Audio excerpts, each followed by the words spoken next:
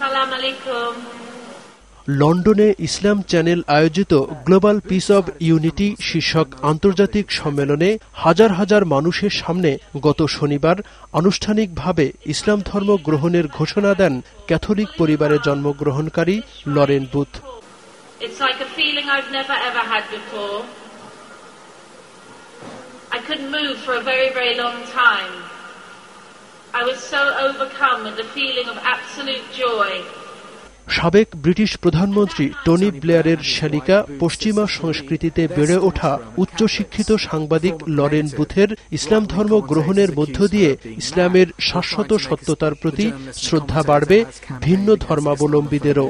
ধর্ম সচেতন অনেকেই এমনটাই মনে করেন। ইসলামের যে আদর্শ সেটা অবশ্যই অন্যান্য ধর্মের চেয়ে অবশ্যই বেস্ট আমি মনে করি।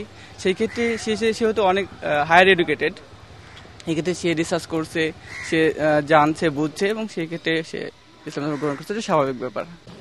হয়তো বা উনি ইসলাম ধর্মের মধ্যে পজিটিভ কিছু খুঁজে পাইছে, সেজন্য গ্রহণ করছে, বা তার আসলে মন থেকে ভালোবাসা হয়তো তৈরি হয়ে গেছে। ইসলাম ধর্ম সম্পর্কে ওনার অনেক ধারণার পরে উনি গ্রহণ করছে, যে ইসলামটা তার পছন্দ হয়েছে। সমাজবিজ্ঞানীদের মতে লরেন বুথের ইসলাম ধর্ম গ্রহণ বিশ্বজুড়ে আলোড়ন সৃষ্টি করেছে।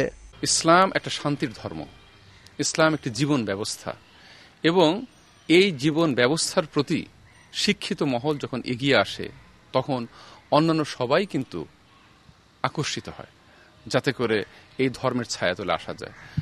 লরেন বুথ ইসলাম ধর্ম গ্রহণ করেছেন। উনি একজন খ্যাতনামা সাংবাদিকই শুধুমাত্র না, উনি প্রাক্তন ব্রিটিশ প্রধানমন্ত্রী টনি ব্লেয়ারের আত্মীয়।